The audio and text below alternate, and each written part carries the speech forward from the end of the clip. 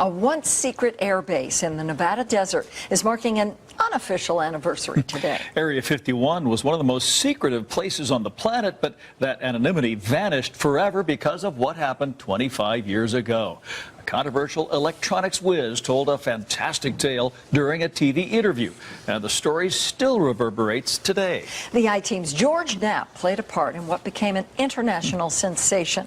He's here with an update. Setting the stage, Dave, you might not know this, but 25 years ago, a young anchorwoman named Paula Francis and I were prepping for the 5 o'clock news when we learned that our scheduled live interview had canceled. We placed a call to aviator John Lear to ask if he could get a friend of his to fill the spot, a guy who reportedly worked out near Area 51 and had seen flying saucers out there. It sounded outrageous at the time, but that interview with Bob Lazar turned Area 51 upside down. We coaxed a reluctant Lazar into returning to Las Vegas to talk about it. I don't know. Sometimes I really do regret it, and I almost feel like apologizing to him, saying that, you know, I'm sorry I let things out. Can I have my job back? 25 years after he was forever transformed into Bob the UFO guy, Bob Lazar says he regrets ever talking about flying saucers or a secret base in the Nevada desert or any of the things that made his name known all over the world. If there isn't a day I don't get emails, and, you know, I try and get this across to him. Look, I don't even want to talk about it anymore. You know, well, I don't believe the story. Great, pass it around. You know, I really don't want you to, because it makes life difficult for me. A quarter century ago, not many people outside of Nevada had ever heard of Area 51, the mysterious base 100 miles north of Las Vegas, a place the government said didn't exist. It was the location of choice for all manner of black projects, spy planes that were kept secret from the public. And that's my driveway, that's Bob, that's Gene Huff, and Bob's wife Tracy and Chris. And we're just waiting there for 5 o'clock to roll around. Former CIA pilot John Lear remembers the day that Area 51 became a household name. This is home video he shot as a KLAS news truck prepared to broadcast a live interview from Lear's home. Lazar was understandably nervous. Yeah, he was nervous because he was putting it all out on the line there. And here he was going to, you know, reveal all this secret that he'd signed, you know, that he was going to never tell anybody. It's not only a crime against the American people. In the interview, Lazar's face was hidden, and he used a pseudonym, Dennis, which was the first name of his boss out in the desert. Well, there's several, actually 9 flying saucers. Lazar claimed he worked intermittently at a location called S4 south of Groom Lake, the main facility of Area 51. He said the hangars had been built into the side of a mountain disguised as desert, and inside were a set of 9 flying saucers. Months later, he revealed his identity to the world and said the technology he'd worked on was from somewhere else, that it was being taken apart to figure out how it worked. The reason that they're round and have no sharp edges is to contain the high voltage. When you get yourself in position, the information exploded like a bomb, and in the quarter century since then, the world has beaten a path to Area 51's door. Every major news organization in the world has written stories. The base has inspired documentaries and TV dramas. Dozens of books have been written, fiction and nonfiction, hundreds of news articles, many of them critical of Lazar and skeptical about his background. His tale launched 1,000 product lines, every trinket you can imagine, along with assorted businesses, a AAA baseball team, and the world's only extraterrestrial highway running right past the entrance to Groom Lake. President Obama recently made a point of publicly acknowledging Area 51. What's really going on at Area 51? And former President Bill Clinton told Jimmy Kimmel he'd looked into those stories about space aliens. So first I had people go look at the records on Area 51 to make sure there was no alien down there. Even the Kardashians have made a trek out into the desert. That's a security guard. Look how you know, that story moved throughout the internet so quickly, and not just the internet, but news in itself. Like, it was in the first 48 hours after the broadcast, it was in Japan. Back in Las Vegas for a visit, Lazar recalls why he came forward in the first place. He had traveled to the S4 base only a handful of times, but began to get scared. I began to get worried in that, boy, they've given me all this classified information. They're not calling me anymore. They won't take my phone calls. And in the meantime, apparently they're deciding what to do with me. Look how bright it's getting. Look at it now. For a variety of personal reasons, Lazar couldn't keep the story to himself. He shared his tale with John Lear and Gene Huff. They and a few others made treks out to the outskirts of S4 because Lazar said he'd learned when the test flights of the saucer would take place. 3 weeks in a row, a glowing object appeared over the mountain. Look how bright it's getting. Look at it now. And just a few minutes ago, we saw one of the government extraterrestrial UFOs. The time when Bob said there would be a test, there was a strange light jumping around in the sky above the location where he said it would be at the time and date he said it would be. You know, here, the craft took off when I said it was taking off from past the mountain range, which was Papoose Lake, S4, south of Area 51, you know, in a restricted area. So it's not like anyone was out there with a model plane or anything. And, you know, flew around in incredible maneuvers that impressed everybody to the point where we got scared and got behind a car, fearing the thing was going to explode. But really, how do you explain this? It's bright right now. Lazar has more than his share of critics, including the poobahs of the UFO community who think he made it up. And he has holes in his background that have yet to be filled. But to date, no one has yet been able to explain how he knew those test flights would take place out there. Tonight at 11, we tag along as Lazar takes a tour of the Area 51 Museum exhibit that his story inspired. And over the next few days, we'll be adding material to our website, including the original series that we broadcast and some extended excerpts from this most recent interview. You remember that day? Has he ever backed off those original claims? No. Really Tells the same story right now. There you go. I saw a clip of our interview in Amsterdam in 1997. Never That dies. was a shock. Great job then and great job now, George. Thanks, George. At 11, with Paula Francis and Dave Crevassier. The news of Southern Nevada is now. It's been 25 years to the day since a live interview with a shadowy guy named Dennis changed everything for America's most secret military base. Dennis turned out to be a Las Vegan named Bob Lazar, who claimed to work at a secret facility built into a mountainside just south of Area 51. The story started a UFO stampede that continues to this day. Lazar has tried to put the flying saucer stories behind him and has been discredited in the eyes of some critics, but it is a story that simply won't go away. We coaxed Lazar into talking about the last quarter century of UFO craziness. The I-Team's Gergo Knapp has the story. What better way to unwind after a long day than a glass of Groom Lake red wine from the Ailey Inn? Maybe spend a few minutes staring at the paintings you picked up at the Area 51 art show, while perhaps listening to the Bob Lazar music video. The story that Bob Lazar told 25 years ago this week has gone around the world many times over, inspiring books and TV shows and movies. Who knew that Indiana Jones' warehouse is at Area 51?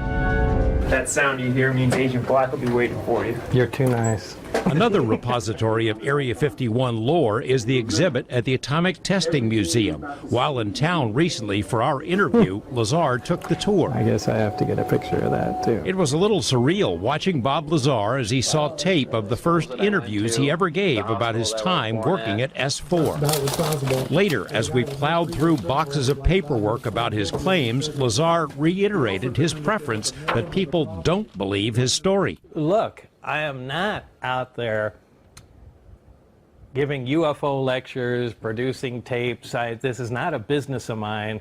I am trying to run a scientific business. And if I'm the UFO guy, it makes it really difficult. It's to my benefit that people don't believe the story. These days, Lazar and his wife operate a scientific supply firm in Michigan. He's received media coverage because of the odd stuff he sells online, but not everyone has made the connection to Area 51 and the stampede he started back in 1989 when he told of working at S4 south of Area 51, where he saw flying saucers so advanced they had to be from somewhere else. This is a model of the reactor he says was able to generate its own gravitational field, powered by what he called Element 115. Barry turned on the reactor, which was a flat plate and half of a basketball essentially on it, just a hemisphere. And once it was activated, you could not touch the sphere. You put your hand on it, and just like the like poles of a magnet, exact same type of force. He had a little golf ball, and we dropped it on it, and it never hit the sphere and fell off, and then we threw it at it and it rebounded and knocked the ceiling tile out of place. But it was that alone is something amazing. Look, that can change everything we know today. The story exploded among UFO researchers and just as quickly led to questions and denouncements. The I-Team confirmed Lazar had previously worked at Los Alamos National Lab, but we also reported his claimed education credentials could not be proven. UFO experts, including physicist Stan Friedman, also dug into his background. I say, here's a bright guy. I did a lot of checking on him. I find a lot of things didn't check out. That doesn't mean I disagree with everything he ever said, or that he was a liar all the time. It means that I can't buy the story as presented. What all he did out there, I don't know. Lazar says there's no end to the questions, and even if he could prove he worked at S4, someone would say he must have been the janitor. So he generally avoids the topic altogether. Oh, you want some of the fame. What, the fame? There's no big dump truck dropping money off at my house every Thursday night. I'm not out for any fame. I really have better things to do. Generally, people have to twist my arm to come out and do things like that. As you know, you're the arm twister.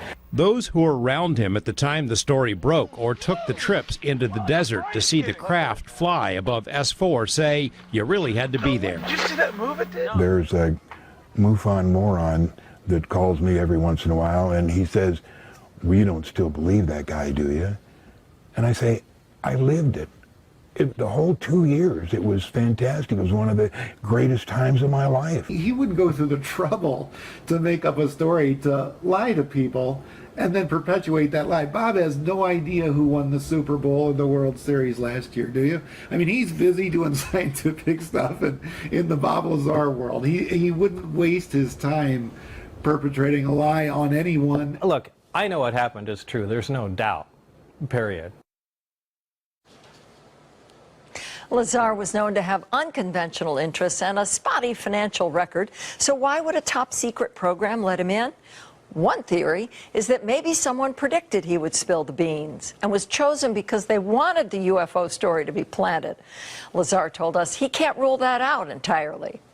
We're putting together a special Area 51 section on our website, and we'll be adding material to it over the next few days, including extended excerpts with the most recent interview.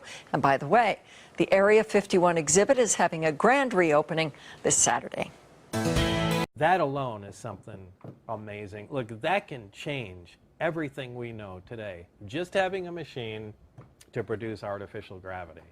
Because look at what that does. We know gravity, space, and time are all tied together. There are your shields, like on Star Trek, that deflect micrometeorites. There is your protection from radiation without heavy shielding. There is something that, with an intense enough focused field, you can actually bend space. And there is something that can actually alter the flow of time. I mean, that's the missing piece of pie. Didn't they actually freeze a candle? A flame for yeah, you? now that's when it was connected to the gravity amplifiers where they could focus it, and They froze a candle?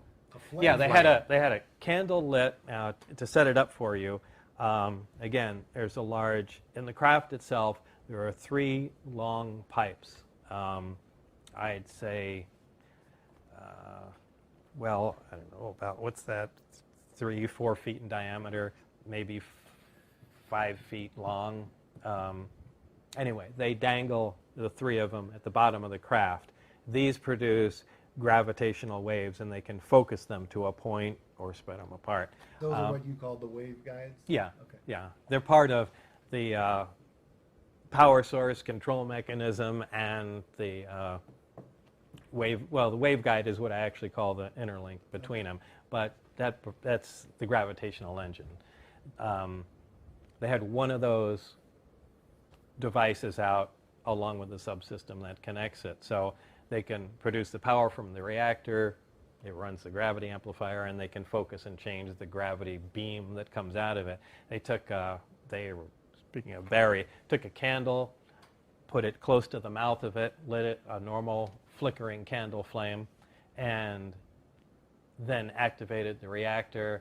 The gravity wave came out as expected, and the candle flame remained luminous and stopped moving. And Which I mean, defies physics. yeah, because The look, if it's going to photons- freeze it, the photons should stop being emitted. If it's going to, change the characteristics. Look, how can the combustion continue to take place without the convection inside the flame? Because actually, the reason a flame is elongated is not really because of heat, it's because of gravity. Because gravity pulls down and, convection moves flames upward. It's why in a zero gravity environment, flame is a ball. Obviously, there's nothing to pull things around. But anyway, if you negate the gravity around it, why is it still pointy? How can it still be making light? And why doesn't it move? Well, I mean, heat, from what Barry said, it's not just gravity, but it's also time locked. You've distorted froze a frame of time. Yeah, they essentially froze a piece of time there. And what do you say? I mean, it's empirical evidence. You're looking at it. It's not could see it.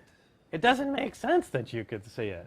And look, the stuff I saw there was the most unbelievable, literally, because it defied what we knew as physics.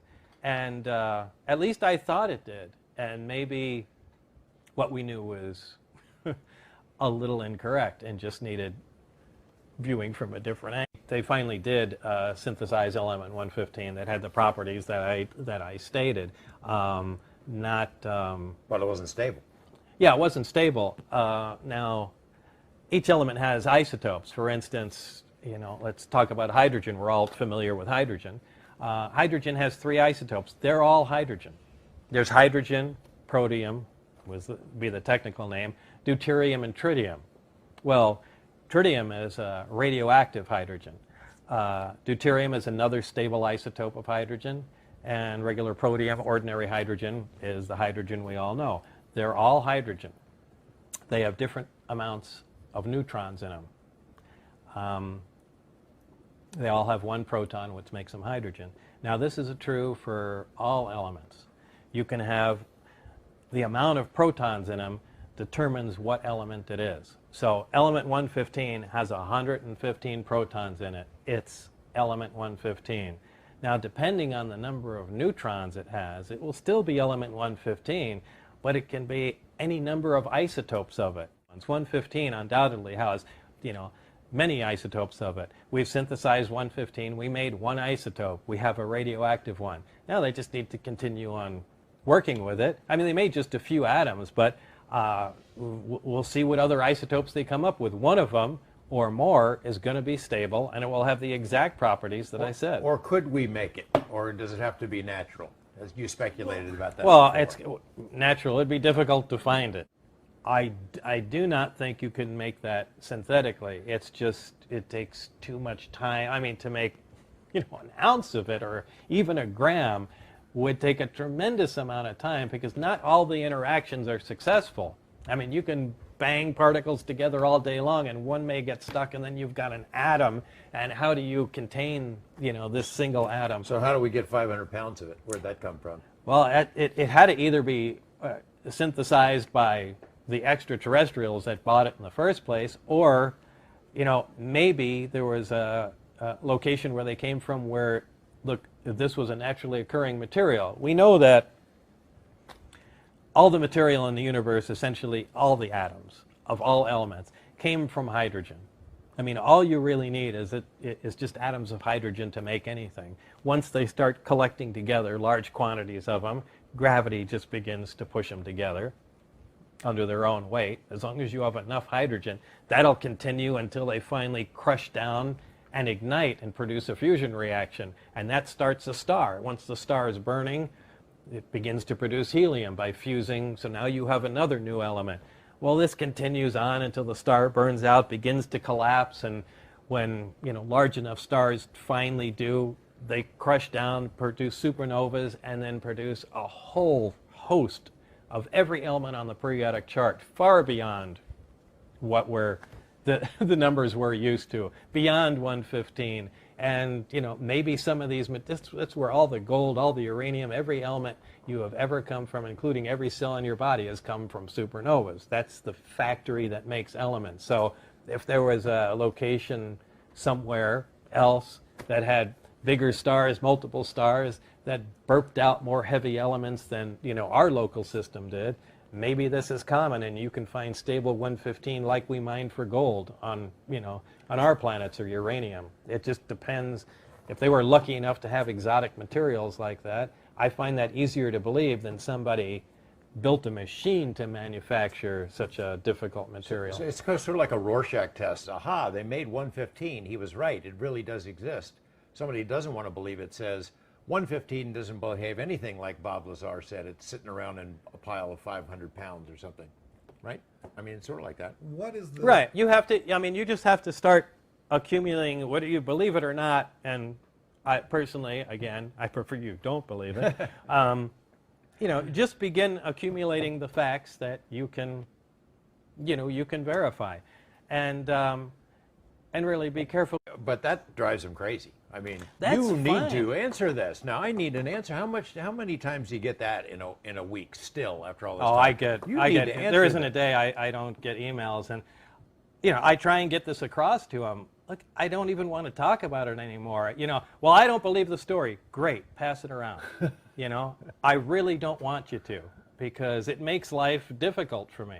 I'm trying to do serious research. You know, I've got contract with governments and other companies for R&D work, and aside from, you know, other scientific interests, and I want this divorced. Look, if I went and did everything I can to prove my story and reached a tipping point for where people like Stanton Friedman and, you know, people along those lines said, you know what, this is beginning to look factual. Do you know how that would annihilate me? That would destroy my business. It would make it impossible for me to operate. And, you know, I'd have a continuous flow of questions, annoying people, I'm sure offers to do things that I am not the least bit interested in. Which is how it was for years. Yeah. It was for years, yeah. right? Look, I could have jumped on all that stuff. I could have, you know, at Area 51 sports drinks, and I could have been giving, look how many lectures. At one point I had, what's that talk show host that, oh, what's the guy's name? Which one? Geraldo, Suspenders. Montel. Old guy, suspenders. Larry King. Larry King. Yeah, I mean, I had an open invitation at one time for that show to come on. As the, you know, Geraldo, everybody, you know, I turned down everything. Montel Williams. I blew off movie scripts. I blew off all kinds of stuff because they couldn't stick to facts. Is there a part of you, though, that there's got to be part of you somewhere in there, even though it would be counterproductive, there's got to be part of you that wishes, God damn it, I know what happened, it's true. No, look, I know what happened is true. There's no doubt, period. There's no delusion, and there are some things I can say that will bolster the case, and I'm not going to. It's going to stay that way. I do regret, at this point, bringing anything forward. Look, at the time, I'm in my early 20s. I went, you know what, this is a crime against the American people. This is just BS, and everybody deserves to know what's going on. You know, and 25 years goes by, you get a little older, and your priorities change. And, you know, what they told me is, this is a security matter, and really, what's the public going to do without this? You know how reactionary they are? There's a bunch of different reasons this is being kept quiet. Nothing that they bother telling me, but the bottom line is they're right. The bulk of the people are complete morons. And I'm sorry, maybe they are right. And this really should just be information that's handled out on a need-to-know basis to some people where it would benefit.